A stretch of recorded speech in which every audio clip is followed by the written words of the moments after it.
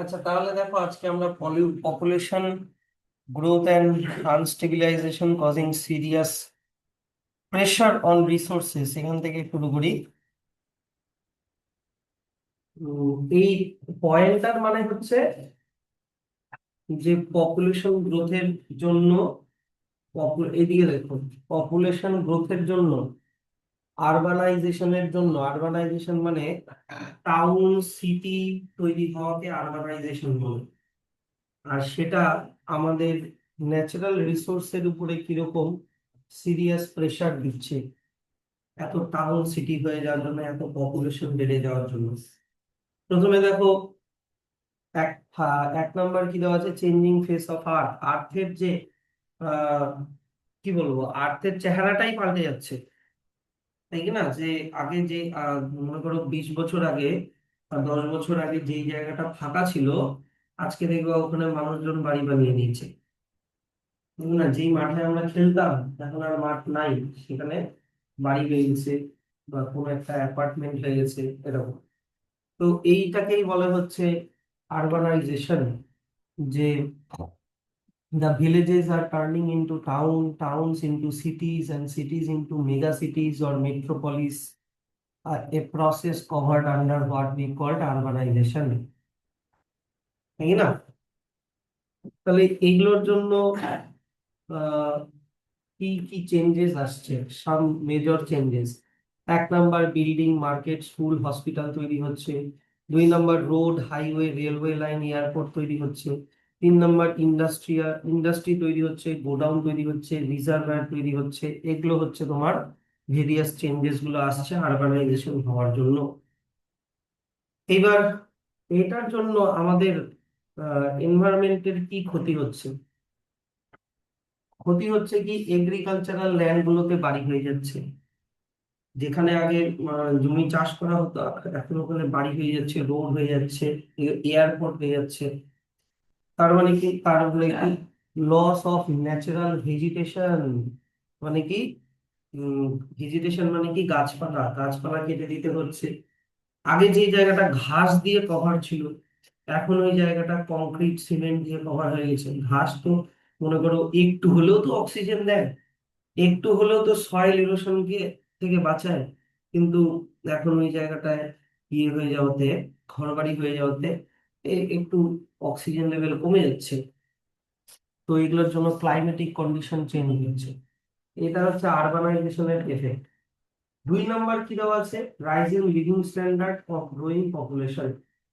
যেমন ধরো আজকে থেকে 10-15 বছর আগে বা 20 বছর আগে, হ্যাঁ, যেখানে একটা বাড়িতে একটা ছোট নোকিয়া ফোন ছিল, সেখানে আজকে ওই বাড়িটাতে প্রত্যেকটা পার্সনের হাতে পার্সোনাল একটা করে স্মার্টফোন।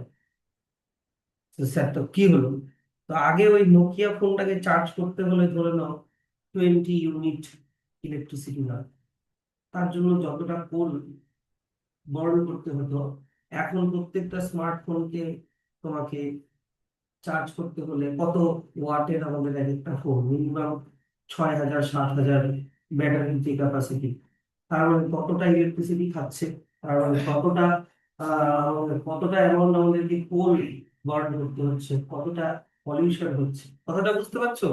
যে আমাদের স্ট্যান্ডার্ড অফ লিভিংটা হাই হয়ে যাওয়ার জন্য পপুলেশন কিভাবে আমাদের মানে ইয়ে হচ্ছে। যেমন এখন এখন আমরা অনেক রকমের ফার্নিচার, তারপর হচ্ছে কুকরি, যেমন ধরো induction cookware, electric cookware, electronic gadget, decoration, এগুলো সব এখন মানুষ শখের জন্য কেনে, কিন্তু এগুলো কিন্তু প্যাসিভ পলিউশন করছে। Mode, clothes, accessories, shirt, suit, skirt, belt, bag, এগুলোর জন্য আমরা ন্যাচারাল রিসোর্সকেই এক্সপ্লয়েট করছি। 3 নাম্বার কি, কনভেনিয়েন্স, কনভেয়েন্স, পার্সোনাল কনভেয়েন্স। মনে করো প্রত্যেকের বাড়িতেই এখন, অনেকের বাড়িতেই, আগে যেখানে একটা বাড়িতে 4টা সাইকেল ছিল বা 2টা সাইকেল ছিল, এখন ওখানে আইদার সেই সাইকেলের একটা সাইকেল আর 2টা মোটর সাইকেল হয়েছে, বা 2টা মোটর সাইকেল একটা 4 চাকা হয়েছে। তো এগুলো চালানোর জন্য কি লাগবে? ন্যাচারাল রিসোর্সেস লাগবে কি না? তো এগুলোর জন্য অনেক রকমের রাইজিং মানে লিভিং স্ট্যান্ডার্ডও একটা খুব বড় প্রবলেম। দেখবা ডেনমার্ক, সুইডেন, ওখানকার লোকজন, ইভেন চায়নাতেও এখন হয়েছে, ওখানকার লোকজন আর গাড়ি চালাচ্ছে না, ওখানকার লোকজন সাইকেলেই ইয়ে করে নিচ্ছে, কভার করে নিচ্ছে, অফিস যাচ্ছে কোট প্যান্ট পরে, সাইকেল, মাথায় একটা হেলমেট, এরকম। স্কুলে যাচ্ছে টিচাররা, স্টুডেন্টরা, ওরাও। আর না হলে কি করে দিচ্ছে বলতো, একটা অফিসের জন্য দুটা বাস করে দিচ্ছে, তো প্রত্যেকে আলাদা আলাদা গাড়ি করে আসবে, অত তেল খরচা করবে, তার থেকে সবাই একটা বাসেই আসবে, এরকম। 3 নাম্বার কি, need to check exploitative use of resources. মানে আমরা যে রিসোর্স গুলোকে এক্সপ্লয়েট করা মানে কি বেশি ইউজ করা, রিসোর্সকে এক্সপ্লয়েট করা মানে কি বেশি ইউজ করাকে এক্সপ্লয়েট করা বলে। যেমন আমরা শখের জন্য গাছ কেটে দিচ্ছি, আমরা এতগুলো গাড়ি চালানোর জন্য এত পেট্রোল ডিজেলকে বের করে নিচ্ছি, তো এগুলো তো নন রিনিউয়েবল রিসোর্সেস, এগুলোকে তো আর রিনিউ করা যাবে না। কোল একবার ফুরিয়ে গেলে কোল তো আর তৈরি হচ্ছে না, যা আছে সেটাই ইউজ করে দিচ্ছি, পেট্রোল এগুলো তৈরি হচ্ছে না, নন রিনিউয়েবল। তার মানে যেমন এখন ধরা হচ্ছে যে পেট্রোল বা ক্রুড অয়েল আর 50 বছর চলবে, 50 বছরের ক্রুড অয়েল আছে, যদি ওটা আমরা একটু কমাইও দিই, তাও টেনে টুনে 100 ইয়ার্স অব্দি চলবে, কিন্তু তারপরে আর কিন্তু নেই, আর কোথাও খুঁজেও পাওয়া যাচ্ছে না। তাহলে এই প্যারাগ্রাফটা পড়বা তোমরা। নেক্সট চলে আসো, এখানে একটা বক্স দেওয়া আছে, সাস্টেনেবল ডেভেলপমেন্ট। সাস্টেনেবল ডেভেলপমেন্ট মানে হচ্ছে তুমি ইউজ করবা কিন্তু এনভায়রনমেন্টের যাতে কোনো রকম ক্ষতি না হয়, তাকে সাস্টেনেবল ডেভেলপমেন্ট বলে। Sustainable means which can be continued with no ill effect of the availability of the required item, মানে এর কোনো ইল এফেক্ট, খারাপ এফেক্ট হবে না, এরকম, এটাকে বলে sustainable use. Sustainable development means the kind of development that meets the need of the present, মানে তোমার চাহিদা পূরণ করবে without compromising the ability of the future generation to meet their own need, কিন্তু এতটাও না, তোমার চাহিদা পূরণ করবে কিন্তু ফিউচার জেনারেশন যে একদমই পাবে না সেটাও না, এটাকে বলে সাস্টেনেবল ডেভেলপমেন্ট। তো সাস্টেনেবল ডেভেলপমেন্ট আমরা কি কি স্টেপ নিতে পারি সাস্টেনেবল ডেভেলপমেন্ট করার জন্য? Reduction of excessive use of natural resources, যেমন কোল, পেট্রোলিয়াম, ফরেস্ট, এগুলোকে অত বেশি ইউজ করবো না। রিসাইকেল করব, রিইউজ করব, আর কি নন রিনিউয়েবল রিসোর্সেস এর থেকে রিনিউয়েবল রিসোর্সেস কে আমরা বেশি প্রেফারেন্স দিব, যেমন সোলার এনার্জি, উইন্ড পাওয়ার, নিউক্লিয়ার পাওয়ার, এগুলোকে। আর আর কি আছে সাস্টেনেবল এর আন্ডারে, এই তিনটাই আছে, হয়ে গেল। নেক্সট চলে আসো, রেট অফ পপুলেশন, এবার অন্য টপিক। 15.9 শেষ, এখন আমরা ঢুকে যাচ্ছি 15.10-এ। পপুলেশন গ্রোথের রেট যেইভাবে বাড়ছে সেটাকে আমাদেরকে রিডিউস করতে হবে, বিশেষ করে ইন্ডিয়ার ক্ষেত্রে। পপুলেশন গ্রোথকে রিডিউস করলে আমাদের কি কি ফায়দা হবে? 1 number, less burden on the depleting resources, যেমন কোল, পেট্রোলিয়াম, এগুলোর উপরে চাপ কম পড়বে, পপুলেশন কম থাকলে এগুলোর ইউজও কম হবে।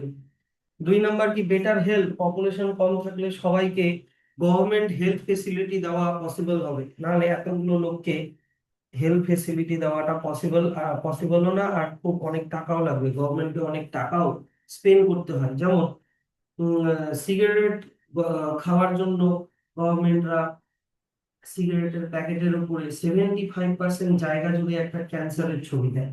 যে কোনো টোব্যাকো বলো, যে কোনো গুটখা বলো, যে কোনো, দেখবা 75%, মানে প্যাকেটের 75% জায়গা জুড়ে একটা ক্যান্সারের ছবি দেওয়া। তারপরে হচ্ছে হেলমেট না পরে বাইক চালানো, বা সিট বেল্ট না পরে গাড়ি চালানো, এগুলোকে গভর্নমেন্ট ফাইন ফাইন ঠকে। গভর্নমেন্ট বলে যে, তো স্যার গভর্নমেন্টের এটা অসুবিধা কি? একটা লোক নিজের দোষের জন্য যদি মরেও যায়, তাহলে তাতে গভর্নমেন্টের কি ক্ষতি? কথাটা বুঝতে পারছো আমার? যে একটা লোক যদি সিগারেট খায়, সেই লোকটা তো নিজের ক্ষতি করছে, গভর্নমেন্টের তো ক্ষতি করছে না। কিন্তু ব্যাপারটা হচ্ছে কি, কিভাবে গভর্নমেন্টের ক্ষতি হয় বলছি। ধরে নাও একটা একটা মনে করো লেবারের ক্যান্সার হলো, সেই লেবারটা কি প্রাইভেট হসপিটালে চিকিৎসা করাতে পারবে? সে যা দৌড়াবে কোথায়? গভর্নমেন্ট হসপিটালে। এবার গভর্নমেন্ট হসপিটালে ওরা ওরা চাইবে সাবসিডি, মানে ছুট চাইবে, ডিসকাউন্ট চাইবে। মনে করো ওর ক্যান্সারটা ট্রিট করতে যদি 2 লাখ টাকা খরচ হয় টোটাল, ওই 2 লাখ টাকার মধ্যে মনে করো 1,80,000 টাকা গভর্নমেন্ট দিবে, 20,000 টাকা ও দিবে। কিছু কার্ড দেখাবে, ধরে নাও আহ, কিছু একটা কার্ড দেখালো, হেলথ হেলথ হেলথ মনে করো মমতা ব্যানার্জির যে স্বাস্থ্য সাথী কার্ড দেখালো বা কিছু একটা দেখালো, তখন ও ওটা দিয়ে, তাহলে ওই লোকটার ক্যান্সার হলো কিন্তু ম্যাক্সিমাম খরচাটা কাকে তুলতে হলো? গভর্নমেন্টকে তুলতে হলো। আর ওই ক্যাটাগরির লোকজনই বেশি, যে মনে করো বিলো পভার্টি লেভেলে যারা থাকে তাদের। তো এগুলা হচ্ছে কারণ যে গভর্নমেন্টের খরচা অনেক বেশি হয়ে যাচ্ছে। কিসের জন্য? তো মানে হেলথ ডিপার্টমেন্ট গভর্নমেন্টকে প্রচুর খরচা করতে হয়। একটা মনে করো টোটোওয়ালার অ্যাক্সিডেন্ট হলো, যার প্রাইভেট হসপিটালে ট্রিটমেন্ট করার ইয়ে নেই, ক্ষমতা নেই, সে দৌড়াবে গভর্নমেন্ট হসপিটালে, যেখানে ওকে গভর্নমেন্টের কে ওর পিছনে টাকা দিতে হবে। তো এই জন্য বলে হেলমেট পরে চালাও, নাহলে আমাদের খরচা বেশি হয়ে যাচ্ছে। 3 নাম্বার, বেটার এডুকেশন দেওয়া যাবে। পপুলেশন যত কম থাকবে একটা, তত সবাইকে এডুকেশন তত ভালো দেওয়া যাবে। তো এখান থেকে এত অব্দি পড়বো যে পপুলেশনকে কেন কম করা উচিত। তো দেখো, আমরা পপুলেশন রিলেটেড কতগুলো টার্মিনোলজি পড়বো। পপুলেশনের এই টার্মিনোলজি গুলো বলে ডেমোগ্রাফি। ডেমোগ্রাফি, যেখানে আমরা পড়বো কি কি স্যার? ডেমোগ্রাফি পড়বো population size, population density, population distribution, birth rate, growth rate. এগুলো কি? Nothing but statistical study of human population, তাকে ডেমোগ্রাফি বলে। যেমন ফার্স্ট ডেমোগ্রাফি হচ্ছে পপুলেশন ডেনসিটি। ফার্স্ট ডেমোগ্রাফি কি? Population density. ধরে নাও এটা একটা এরিয়া, এই এরিয়াটার মানে এই জায়গাটার এরিয়া হচ্ছে 2,000 স্কোয়ার কিলোমিটার। 2,000 স্কোয়ার কিলোমিটার, বুঝতে পারছো? তো এই জায়গাটায় টোটাল পপুলেশন ধরে নাও, আমি বললাম 2 লাখ, 2 লাখ পিপল এখানে থাকে।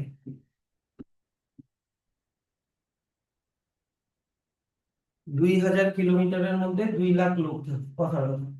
তাহলে এখানকার 1 কিলোমিটার স্কোয়ারে কত লোক থাকবে বলো? 1 কিলোমিটার স্কোয়ারে তাহলে অ্যাভারেজে কত লোক থাকছে এই জায়গায়? 2 লাখ ডিভাইডেড বাই 2,000, তাই কি না? 2 লাখ ডিভাইডেড বাই 2,000, এত পিপল পার কিলোমিটার স্কোয়ার হলো। Yes or no? তাহলে কত হচ্ছে? 100 people, 100 people per kilometre square. এটা হচ্ছে পপুলেশন ডেন্সিটি। এটা হচ্ছে পপুলেশন ডেন্সিটি। পপুলেশন ডেন্সিটি মানে তাহলে কি বুঝলা? পার ইউনিট এরিয়াতে কত লোক থাকে, সেটা পার কিলোমিটার স্কোয়ার বলো, per metre square. Per metre স্কোয়ারে নেওয়া হয় না, পার কিলোমিটার স্কোয়ারে নেওয়া হয়। পার ইউনিট, পার কিলোমিটার স্কোয়ারে কত লোক থাকে, অ্যাভারেজ অ্যাভারেজ। এটা হলো ফার্স্ট ডেমোগ্রাফি। পারবা তো? তো এরকম দেখো, 2016 সালের সার্ভে অনুযায়ী কোন দেশের পপুলেশন ডেন্সিটি কত? Netherland, Japan, India, US. ঠিক আছে? এটা হচ্ছে এক একটা জায়গার পপুলেশন ডেন্সিটি দেওয়া আছে। স্যার নেদারল্যান্ড তো, স্যার নেদারল্যান্ডের ডেন্সিটি ইন্ডিয়ার থেকে বেশি কি করে হয়ে গেল? ইন্ডিয়ার তো পপুলেশন অনেক হাই, বলো তো। এরিয়াটা কম, এরিয়াটা কম। ইন্ডিয়ার কম্পারিজনে ইন্ডিয়ার পপুলেশন বেশি হতে পারে, কিন্তু ইন্ডিয়ার এরিয়া অনেক বেশি, কেন ডেন্সিটি কমে গেল। 2 নাম্বার কি? Birth rate. 2 নাম্বার ডেমোগ্রাফি কি পড়বো? বার্থ রেট, যেটার আর একটা নাম ন্যাটালিটি, ভেরি ভেরি ইম্পর্টেন্ট। ধরো না তোমাকে বললো যে আহ, একটা 20,000-এর একটা পপুলেশন আছে, শুনছো? এটা না বুঝতে পারলে হবে না কিন্তু। 20,000-এর একটা পপুলেশন আছে, এই 20,000 পপুলেশনে প্রত্যেক বছর 440টা করে বাচ্চা হচ্ছে। প্রত্যেক বছর 440টা করে বাচ্চা হচ্ছে, তাহলে 1000 জনে কতগুলো কতগুলো করে বাচ্চা হচ্ছে? 20,000-এ কটা করে বাচ্চা হচ্ছে? 440টা। তাহলে একজনে কটা করে বাচ্চা হচ্ছে? 440/20,000। তাহলে 1000 জনে কত করে বাচ্চা হচ্ছে? 440/20,000 মাল্টিপ্লাই 100, ইউনিটারি মেথড খাটালাম, জানো তো? তাহলে হিসাবে দাঁড়াচ্ছে 1 2 3, 1 2 3, 1 2, 2 দিয়ে এটাকে কাটলে কত হয়? তাহলে 22টা করে বাচ্চা পার 1000 জনে। এটা হচ্ছে বার্থ রেট। এটা একটা এক্সাম্পল দিয়েছি। হুম। এই 22টা কি হিসাবে আসলো ওটা আমি একটু, এখানে তো অল্প শর্টকাটে করে দিয়েছে, আমি ফুলটা দেখালাম কিভাবে আসলো 22টা করে হয়েছে। 1000 জনে 22টা বাচ্চা, এবার 1000 জনকে তুমি ডিভাইড করো। ধরে নাও 500টা ছেলে 500টা মেয়ে। ছেলেরা তো বাচ্চা দিবে না, 500টা মেয়ে বাচ্চা দিবে। এবার ওই 500টা মেয়ের মধ্যে মনে করো সেক্সুয়ালি ইনম্যাচিওর আছে, আবার মনে করো, কথাটা বুঝতে পারলা, সেক্সুয়ালি ইনম্যাচিওর আছে মনে করো কয়টা বলবো, 250টা মনে করো সেক্সুয়ালি ইনম্যাচিওর। তারপরে সেক্সুয়ালি ম্যাচিওর আছে মনে করো 100 জন। আর বাকিরা মনে করো ওল্ড। এবার ওই 100 জন মহিলা জন্ম দিবে, তার মধ্যে মনে করো আবার সবার বিয়ে হয়নি। কথাটা বুঝতে পারলাম? ম্যারিড আনম্যারিড, তো তাতে করে এটা কোনো আনরিয়ালিস্টিক ইয়ে না যে 1000 জনে 22টা বাচ্চা, কোনো আনরিয়ালিস্টিক না, এটা ঠিকই আছে। তো যদি আমরা ওই জিনিসগুলো দিয়ে দিই এর মধ্যে। তো এটা হচ্ছে বার্থ রেট। বার্থ রেট একজনে কতগুলো বাচ্চা হচ্ছে না, 1000 জনে কতগুলো বাচ্চা হচ্ছে, এটা মনে রেখো। পার ইয়ার, পার ইয়ার। এটা হয়ে গেল বার্থ রেট। তারপরে হয়ে গেল ডেথ রেট। একই জিনিস, 1000 জনে কতজন করে মারা যাচ্ছে, 1000 জনে প্রতি বছরে কতজন করে মারা যাচ্ছে, আশা করি এটাও বের করে নিতে পারবা। আর হচ্ছে গ্রোথ রেট। গ্রোথ রেট মানে কিভাবে বের করতে হয়?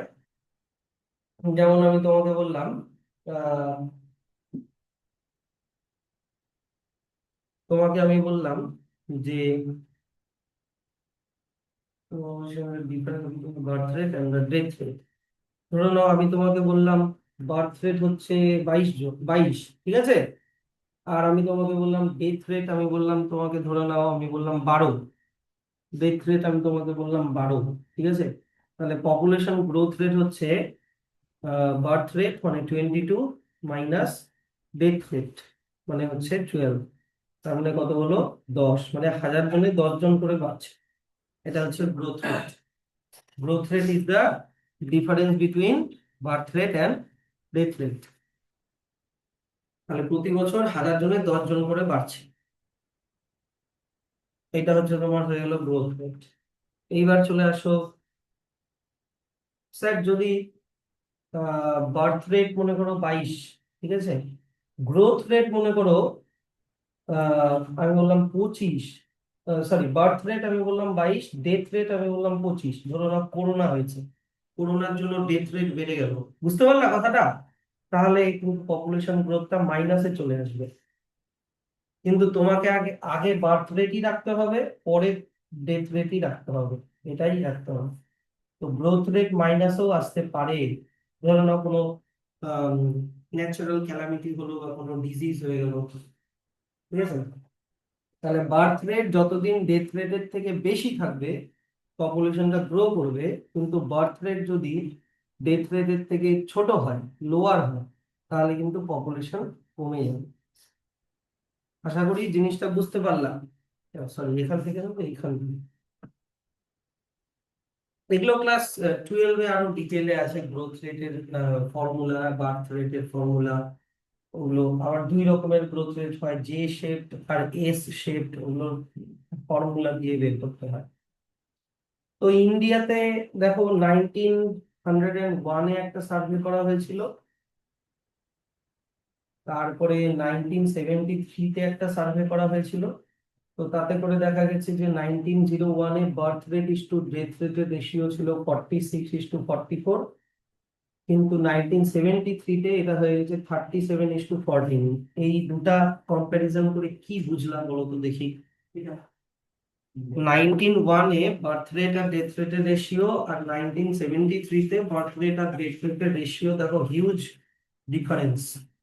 এই ডিফারেন্স থেকে কি বুঝলাম আমাকে বলো।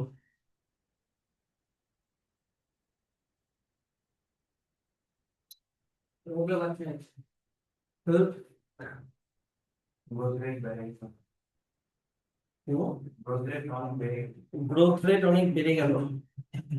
ঠিক, গ্রোথ রেট অনেক বেড়ে গেল। কিভাবে বুঝলাম গ্রোথ রেট অনেক বেড়ে গেল?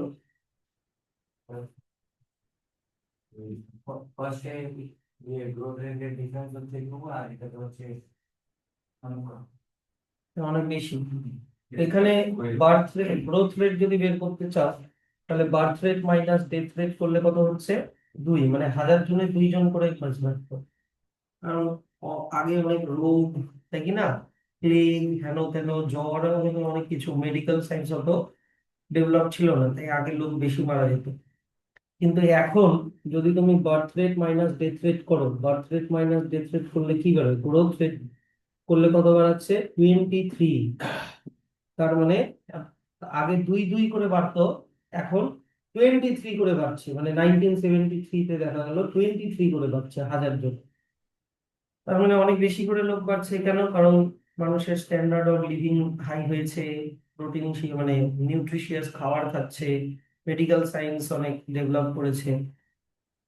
তাহলে এখন ভাবো 2006-এ কত হবে, 2016-এ কত হবে, 2025-এ কত হবে।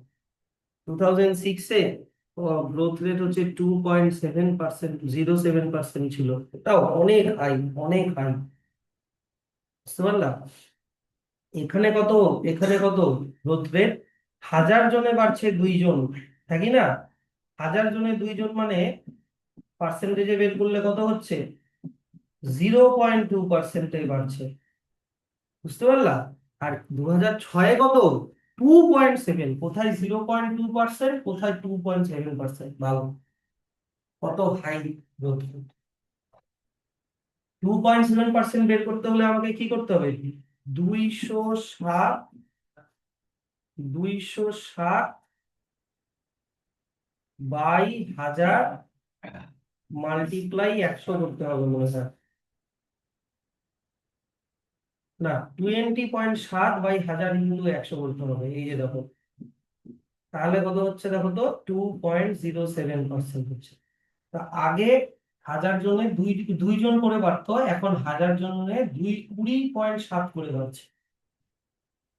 কথাটা বুঝতে পারছো তো? এই ম্যাথটা একটু হালকা হালকা ধরতে পারছো তো?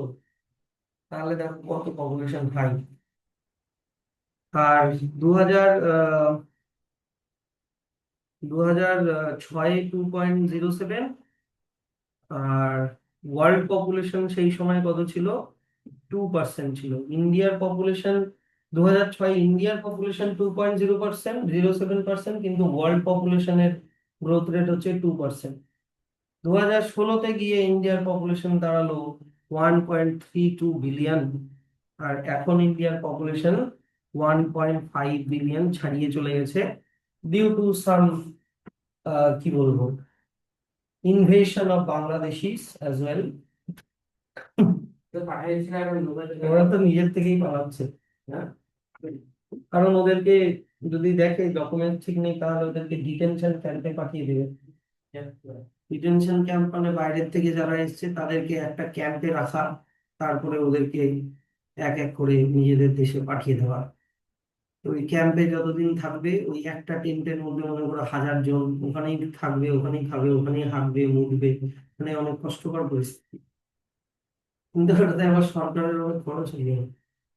তাহলে স্যার আমরা পপুলেশনকে কন্ট্রোল করার জন্য কি কি মেজার অ্যাডপ্ট করব, কি কি পদক্ষেপ নিব আমরা?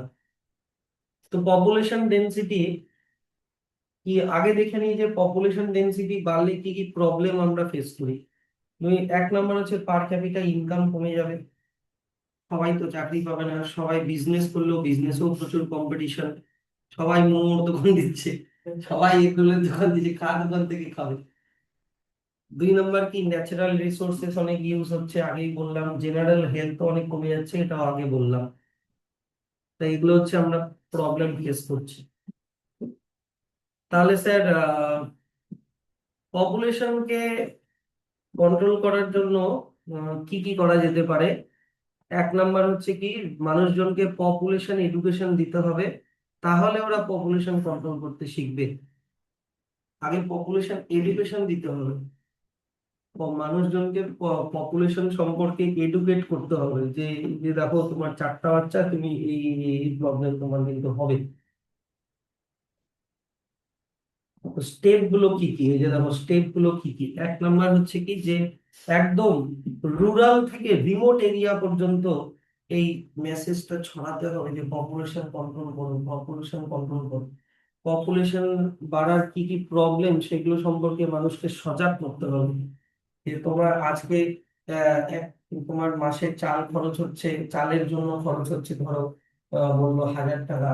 হ্যাঁ, এবার 25 কেজি চাল দিয়ে তোমার 1 মাসও যাচ্ছে না। সেখানে তোমার যদি একটা বাচ্চা থাকতো, তাহলে তোমার 25 কেজি চাল দিয়ে হয়তো 2 মাস চলে যেত। তাহলে তোমার খরচ বেড়ে যাচ্ছে। এগুলো ভাবে বুঝাতে হবে লোকজনকে, কারণ অনেকেই আছে আনএডুকেটেড, তারা এই প্রবলেম গুলো বুঝে না। 2 নম্বর কি, যে স্মল ফ্যামিলি থাকার অ্যাডভান্টেজ গুলোকে মানুষকে রিয়ালাইজ করাতে হবে। তা তোমার যদি একটা বা দুটা বাচ্চা থাকে, তুমি তাদেরকে বেশি ভালো করে পড়াশোনা করাতে পারবা। 4টা বাচ্চা থাকলে তোমাকে 4 জনের জন্য পড়াশোনার খরচা দিতে হবে, এরকম। তো চায়না এগুলোতে অনেকটাই এগিয়ে আছে। চায়না এখন দুটো কাপল, মানে একটা কাপলের জন্য একটা চাইল্ড ম্যাক্সিমাম, আর ইন্ডিয়াতে প্রমোট করছে একটা কাপলের জন্য দুটো করে চাইল্ড। 3 নম্বর কি, অর্থোডক্স ভিউ গুলোকে কমাতে হবে। অর্থোডক্স মানে কি, পুরনো পুরনো খেয়ালাত, যে আহ, আমার বাবার বা আমার ঠাকুরদারা 7 ভাই ছিল, আমার বাবারা 6 ভাই ছিল, হ্যাঁ আমরা 4 ভাই। হ্যাঁ, তাহলে আমার বাচ্চা, আমারও 4-5টা বাচ্চা মিনিমাম তো হওয়া উচিত। এগুলা অর্থোডক্স ভিউ। তারপরে মনে করো কম বয়সে বিয়ে দিয়ে দেওয়া, অর্থোডক্স ভিউ। তো তারপরে ম্যারেজের একটা পার্টিকুলার এজ ঠিক করে দেওয়া হলো, যে মেয়েদের 18 বছরের নিচে আর ছেলেদের 21 বছরের নিচে বিয়ে দেওয়া যাবে না। তারপরে 5 নম্বর কি দেওয়া হলো, যে ম্যারেজ কাপলকে কি একটা বিষয়ে এডুকেট করতে হবে। কি বিষয়ে? এই দেখুন, ফার্স্ট চাইল্ড আর সেকেন্ড চাইল্ডের মাঝখানে অ্যাটলিস্ট 5 বছরের ইন্টারভাল রাখতে হবে।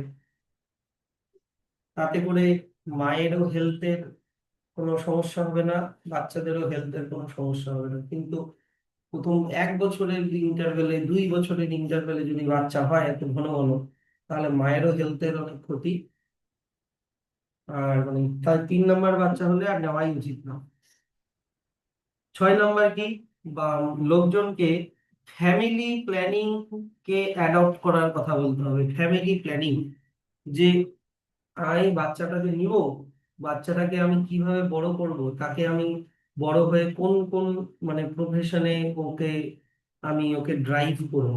হ্যাঁ, এরকম ফ্যামিলি আমাকে করতে হবে। আমার কটা বাচ্চা হওয়ার পরে আমি আর বাচ্চা নিব না, এগুলোকে বলে ফ্যামিলি প্ল্যানিং হয়।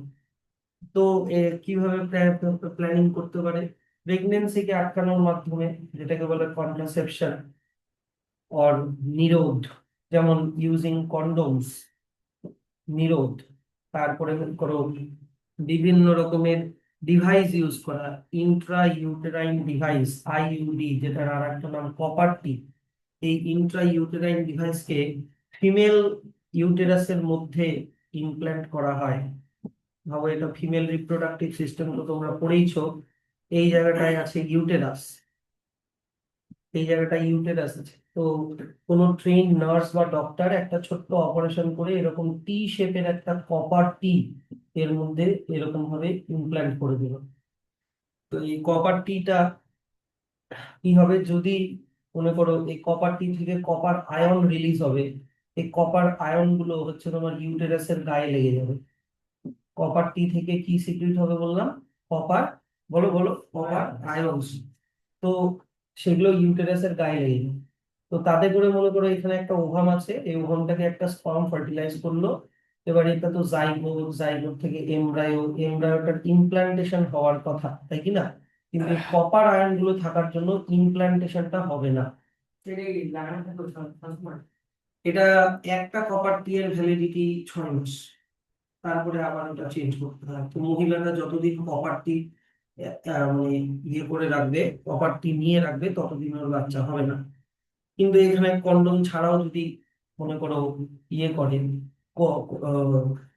কপিউলেশন করে, মানে স্পার্ম যদি ফিমেল রিপ্রোডাক্টিভ সিস্টেমের ভিতরে ঢুকেও যায়, তবুও প্রেগনেন্সি হবে না। বুঝতে পারলেন? 2 নাম্বার আছে কি, 3 নাম্বার কি আছে, ওরাল পিল খাওয়া। ওরাল পিল কি করে, ফিমেলদের হরমোনাল চেঞ্জ করে দেয়, তাতে করে ওভাম প্রোডাকশন স্টপ হয়ে যায়।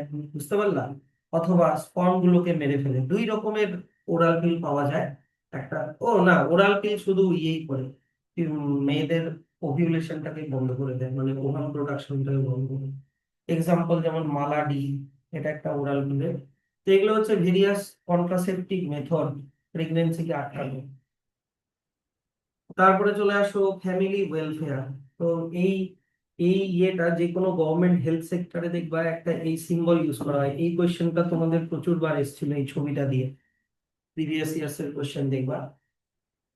কি একটা ইনভার্টেড রেড ট্রায়াঙ্গেল, এটার সিগনিফিকেন্স কি, এই রেড ট্রায়াঙ্গেলের ওপরে এই কর্নারে যদি বাবা, এই কর্নারে যদি মা থাকে, তাহলে এই কর্নারে চাইল্ড। বুঝতে পারলো?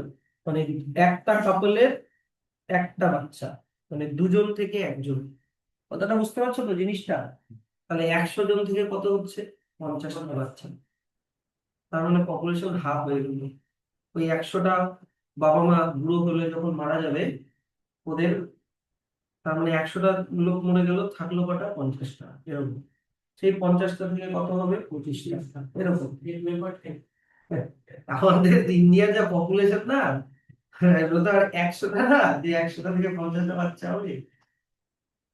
আমাদের ইন্ডিয়ার পপুলেশন হিউজ। তো এই এই red triangle, inverted red triangle কে ফলো করলেও মোটামুটি 50-60 বছর, 50-60 বছর কোথায়, একটা লোকই তো বাঁচে 50 বছরের উপর। একটা জেনারেশন তো 50 বছরের উপরে গেছে। অনেক টাইম লাগবে, অনেক টাইম। যাই হোক, তাহলে এই ইনভার্টেড রেড ট্রায়াঙ্গেলের সিগনিফিকেন্সটা পড়বা। মানে এটা বলতে কি বোঝানো হয়েছে আমি কিন্তু বুঝিয়ে দিলাম, হ্যাঁ। তো ফ্যামিলি ওয়েলফেয়ারের 3টা এসপেক্ট আছে। এই 3টা এসপেক্ট কি কি? 1 নাম্বার এসপেক্ট হচ্ছে কি, having a small family. 2 number aspect কি, যে স্মল ফ্যামিলি হলেও বাচ্চাদের ডায়েট, নিউট্রিশন, শুধু বাচ্চাদের না, বাচ্চা প্লাস প্রেগনেন্ট মহিলা, তাদের ডায়েট, নিউট্রিশন, এগুলো যে কোনো হেলথ সেক্টরে আজকে যদি একটা প্রেগনেন্ট মহিলা যায়, গরিব ঘরের মনে করো, তাকেও ওখানে যে মানে অঙ্গনারী যারা, জানো তো অঙ্গনারী, এটা কিন্তু গভর্নমেন্ট ফান্ডেড, মানে সেমি প্রাইভেট একটা অর্গানাইজেশন। ওখানে অঙ্গনারী যে নার্সরা থাকে, তারাও কিন্তু একটা লিস্ট বানিয়ে দেয় যে আপনি এগুলো এগুলো খাবেন, এগুলো এগুলো খাবেন না, বাচ্চা হওয়ার পরে এটা খাবেন, বাচ্চাকে এটা খাওয়াবেন, এতদিন দুধ খাওয়াবেন। এগুলো অনেক ধরনের গভর্নমেন্ট থেকেই দেওয়া হয়। তো তারপরে কি, যে আম, বাচ্চাটার, এই দেখো বাচ্চাটার সাবসিকুয়েন্ট কেয়ার মানে বাচ্চাটার জন্ম হওয়ার পরে কি কি কেয়ার, যেমন ইমিউনাইজেশন নেওয়া। ইমিউনাইজেশন মানে বিভিন্ন রকমের ভ্যাকসিন তোমরা নিচ্ছ ছোট থেকে, থাকি না? Polio vaccine, DPT vaccine, tetanus vaccine. এখনো 16 বছরেও তোমাদের আর একটা মনে হয় ভ্যাকসিন আছে, এটি নিয়ে ফেলছো। আর একটা ভ্যাকসিন আছে কিন্তু তোমাদের। তারপরে ওরাল রিহাইড্রেশন থেরাপি। তারপরে হচ্ছে এগুলো, যাতে করে বাচ্চাটা মারা না যায়, কারণ বাচ্চা মারা গেলেও গভর্নমেন্টেরই খরচা। বুঝতে পারলা? আরে বাচ্চাটাকে বাঁচানোর জন্য তো সবাই ওখানেই দৌড়াবে, গভর্নমেন্ট গভর্নমেন্ট হসপিটালেই দৌড়াবে। ওকে ফ্রিতে ট্রিটমেন্ট দাও।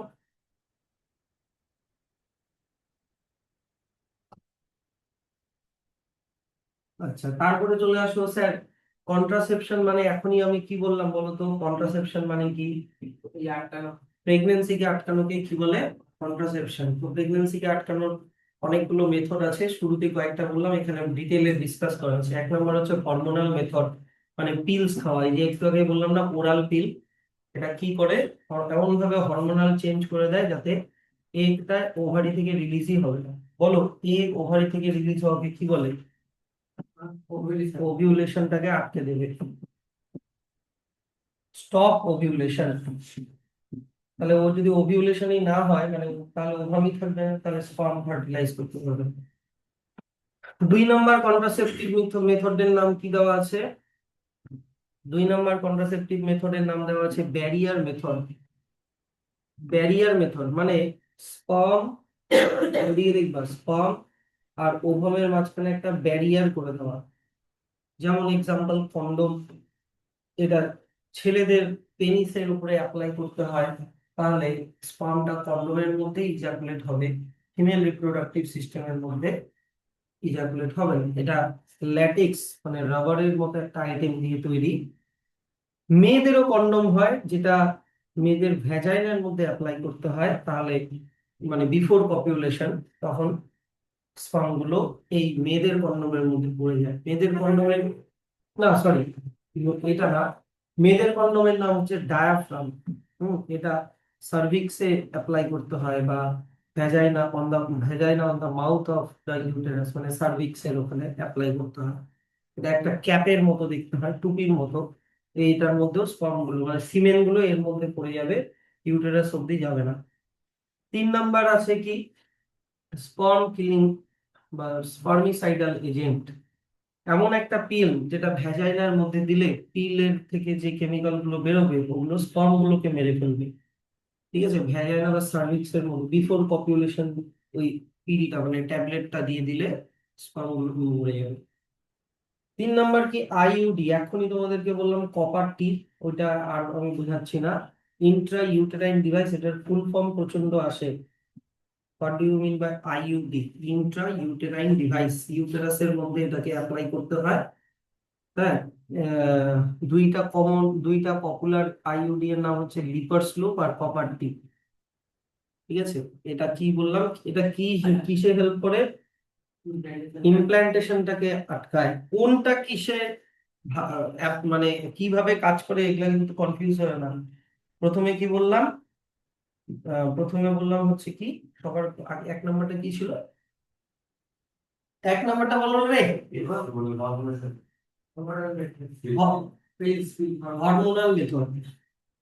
হরমোনাল মেথড কিভাবে কাজ করে? ওটা ওভিউলেশনকে আটকায়। তারপরে ব্যারিয়ার মেথড কিভাবে কাজ করে? ওটা স্পার্ম আর ওভামকে মানে ফার্টিলাইজ হতে দেয় না, যেতে দেয় না। 3 নম্বর মেথড কি বললাম? ইন্ট্রাইউটেরাইন ডিভাইস, এটা ইমপ্ল্যান্টেশন কে আটকায়। বুঝতে পারছো তো কোন মেথড কিভাবে কাজ করে, কিন্তু কনফিউজ হবার না। 4 নম্বর সার্জিক্যাল মেথড। সার্জিক্যাল মেথড কি? এই যে বলো, এই ফিমেল রিপ্রোডাক্টিভ সিস্টেমের এই পার্টটাকে কি বলে? এই পার্টটার নাম কি বলো? ওভিডাক্ট অর ফ্যালোপিয়ান টিউব, হ্যাঁ কি না? তো অপারেশন করে একটা মহিলার মনে করো 2টা বাচ্চা হয়ে গেছে। হ্যাঁ, তো ডাক্তাররাই বলে যে আপনি এখন সার্জারি করে নিন। সার্জারি করে কি করা হয়? ওভিডাক্টের একটা ছোট্ট পোর্শন কেটে দেওয়া হয়, কেটে দিয়ে কাট পার্ট গুলোকে লাইগেট করে দেওয়া হয়, মানে অর্গানিক গ্লু অথবা সেলাই করে বন্ধ করে দেওয়া হয়। তাহলে দেখো, এখানে ওভারি থেকে যে ওভামটা ওভিউলেশন হয়ে এখানে যে আসবে ওভামটা, আর এখান দিয়ে যদি স্পার্ম আসে, স্পার্ম কিন্তু ওভাম অব্দি পৌঁছাতে পারছে না। কথাটা বুঝতে পারছো? মাঝখানে একটা গ্যাপ হয়ে গেছে। কি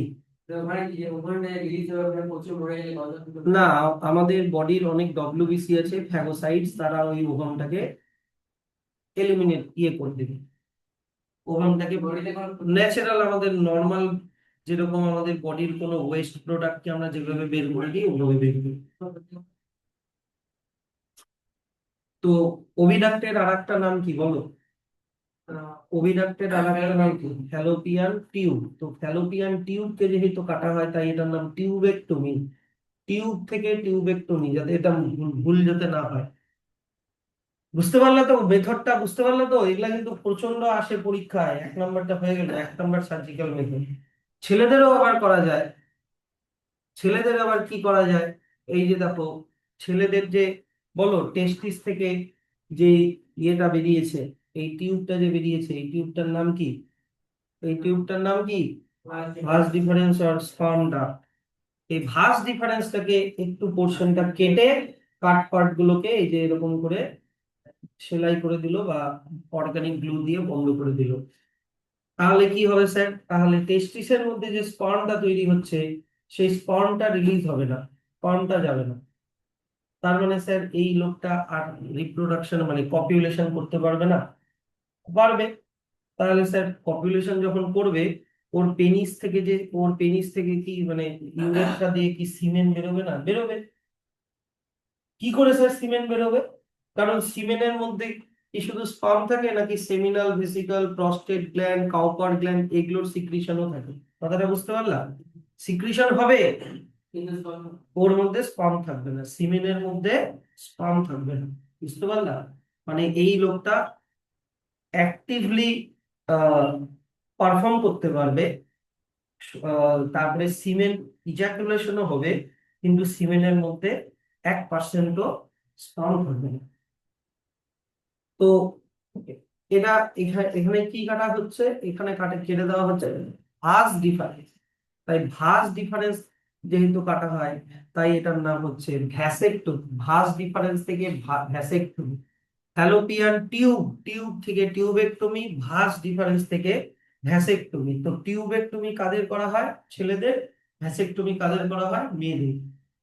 তাই তো? উল্টা, টিউবেক্টমি করা হয় মেয়েদের, ভ্যাসেকটমি করা হয় ছেলেদের। এটা কিন্তু ইয়ে করো না, কনফিউজ করো না। তো এটা পারবা আশা করি। আমাদের ইভেন আমাদের বাবা মাদেরও অনেকের ভ্যাসেকটমি টিউবেক্টমি করা আছে, কিন্তু আমরা জানি না। আমরা কেন জানি? আমাদের অনেকেরই বাবা মাদের করা আছে এগুলো। তো তুমি জন্ম হওয়ার পরে বা তোমার বোন জন্ম হওয়ার পরে বা ভাই জন্ম হওয়ার পরে ডাক্তাররা নিজে থেকেই বলে যে আর দুটো বাচ্চা হয়ে গেছে, আর বাচ্চা নেবেন না, ছেলে বা আপনাদের মধ্যে কেউ একজন ভ্যাসেক্টমি বা টিউবেক্টমি করিয়ে নেয়। তো তখন ইনিশিয়ালি যারা একটু আনএডুকেটেড তারা একটু ভয় পায় যে কি, ভ্যাসেক্টমি করে নিবো তাহলে আবার বাদ বাকি সেক্সুয়াল লাইফটা আমি এনজয় করতে পারবো না। তখন ডাক্তাররা বুঝায় যে না, ওরকম ব্যাপার না, সেক্সুয়ালি সবাই অ্যাক্টিভ থাকে, খালি কোনো প্রেগনেন্সি হওয়ার ভয় থাকে। প্লাস এখানে কন্ডোম, তারপরে প্রপার্টি, তারপরে পিলস, এগুলা খাওয়ার কোনো ঝামেলা মানে এগুলোকে ইউজ করার কোনো ঝামেলা থাকে না। Without using any external device ওরা ন্যাচারালি সেক্সুয়াল লাইফটাকে এনজয় করতে পারে। তাহলে এগুলো হচ্ছে তোমার সার্জিক্যাল মেথড। আর একটা মেথড কি আছে? আর একটা মেথড হচ্ছে অ্যাবর্ট করে দেওয়া, প্রেগনেন্সিকে অ্যাবর্ট করে দেওয়া, মানে অ্যাবর্শন, ইনডিউসড অ্যাবর্শন, যেটা আর একটা নাম ভেরি ভেরি ভেরি ইম্পর্টেন্ট। এটার ফুল ফর্মও আসে আইইউডির মতো, এটারও ফুল ফর্ম আসে এমটিপি। এর full form medical termination of pregnancy, MTP. ধরে নাও কোনো একটা বাচ্চার সিরিয়াস জেনেটিক ডিসঅর্ডার আছে। স্যার বাচ্চারা তো মায়ের পেটে আছে, কিভাবে ডাক্তাররা বুঝলো? বাচ্চারা মায়ের পেটে যে মাদার উম্বের মধ্যে থাকে, মাদার উম্বকে বলে অ্যামনিওটিক স্যাক। তো ওই অ্যামনিওটিক স্যাকের ভিতরে একটা ফ্লুইড থাকে, ওই ফ্লুইডের মধ্যে বাচ্চাটা ভেসে বেড়ায়। তো ওই ফ্লুইডটাকে ইনজেকশন দিয়ে কালেক্ট করা যায়। আর ওই ফ্লুইডের মধ্যে যেটাকে বলে অ্যামনিওটিক ফ্লুইড, এই অ্যামনিওটিক ফ্লুইডের মধ্যে বাচ্চার যে জিন থাকে, হুম, তো ওই ফ্লুইডটাকে কালেক্ট করে ওই বাচ্চার জিনটাকে স্টাডি করে বলে দেওয়া যায় এই বাচ্চাটার মধ্যে কোনো সিরিয়াস জেনেটিক ডিসঅর্ডার, যেমন ডাউন সিনড্রোম, ক্লাইনফেল্টার সিনড্রোম, হ্যাঁ, এই ধরনের জেনেটিক ডিসঅর্ডার আছে কিনা। এই ধরনের ডিসঅর্ডার থাকলে বাচ্চাটাকে জন্ম দিলে বাচ্চাটা সারা জীবন সাফার করবে। তো সেক্ষেত্রে এমটিপি করে দেওয়া যায়। হ্যাঁ, বুঝতে পারলা কথাটা? বা মনে করো অনেকগুলো বাচ্চা হয়ে গেছে, দুইটা বাচ্চা হয়ে গেছে, 3 নম্বর বাচ্চাটা অ্যাবর্ট করে দিল। তো এরকম হয় যে ভালো যে ইকুয়ালিটি আছে আমার ছেলে, তারপরে অ্যাবর্ট করে দেয়। না, ডাক্তাররা ওরকম ভাবে অ্যাবর্ট করে না। ডাক্তাররা আগে ইয়ে দেখে, তোমার হচ্ছে প্রপার রিজন শুনে কেন বাচ্চাটাকে অ্যাডপ্ট করবেন, এর পেছনে কোনো ইললিগাল কারণ আছে কিনা। হ্যাঁ, সেকেন্ড টাইম নিতে চাচ্ছে না, সেক্ষেত্রে ডাক্তার মনে করো, ও ডাক্তার তখন এমনি অপারেশন করবে না, ওকে হচ্ছে জাজের কাছ থেকে এফিডেভিট করে পারমিশন নিয়ে আসতে হবে, একটা বন্ড পেপারে সাইন করে নিয়ে আসতে হবে, তারপরে ডাক্তার এমটিপি করবে। আর একটা হয় ধরে নাও 18 বছর হয়নি একটা মেয়ে, ও অ্যাক্সিডেন্টালি প্রেগনেন্ট হয়ে গেছে, সেই ক্ষেত্রে ডাক্তাররা সহজ মানে ইয়ে করবে, মানে অনেক এগুলো পুলিশের কেস টেস করে এগুলো করতে হয় এমনি এমনি এমনি। আর আরো ব্যাপার আছে, যদি 5 মাস প্রেগনেন্সির মধ্যে হয় তাহলেই ডাক্তার ইয়ে করবে, অপারেশন করবে। 5 মাসের বেশি হয়ে গেলে মায়ের সাথে বাচ্চার প্লাসেন্টার কানেকশনটা হয়ে গেল, তখন এমটিপি করলে মায়ের মরে যাওয়ার চান্স, মানে মেয়েটার মরে যাওয়ার চান্স থাকে, অনেক ব্লাড লস হওয়ার চান্স থাকে। তো 5 মাসের বেশি হলে আবার করে না, এগুলোর অনেক কন্ডিশনস আছে। হ্যাঁ, ক্লাস 12 এগুলো অনেক ডিটেলে আছে, যাই হোক। তো এইগুলো জিনিস দেখে দেখে রাখবা, এমটিপি এর ওটাটা একদম ভালো করে দেখে রাখবা যে ফিটাসটাকে অপারেশন করে বের করে দেওয়া হয়। হ্যাঁ, দিস অপারেশন, দেখো লাস্ট দুটো লাইনে কি লেখা আছে, this operation or forced abortion should be perform only by a trained doctor at a hospital. Abortion is legally permitted only within 5 months of pregnancy and can be requested by any D serious female. মানে D serious female মানে কি, ফিমেলটা বাচ্চাটা নিতে চাইছে না, ফিমেলটা অত সিরিয়াস না, ঠিক আছে। আর এটা কোনো কস্ট ছাড়াই যে কোনো গভর্নমেন্ট হসপিটালে এমনি করে, খরচা বাদ দিয়ে। আর যদি মা চায় যে আমি অ্যাবর্শন করাবো, ওকে ইভেন হাজবেন্ডেরও পারমিশন নিতে হবে না, বুঝতে পারলে, এটা টোটালি মায়ের উপরেই ডিপেন্ড করছে, যদি মেয়েটা 18 বছরের উপরে হয় তাহলে। তাহলে এটা হয়ে গেল আমাদের সিলেবাস কমপ্লিট, প্রগ্রেস চেক আর এক্সারসাইজ গুলো করো। আমি নেক্সট চ্যাপ্টারটা একটু আধা ঘন্টা পড়াই।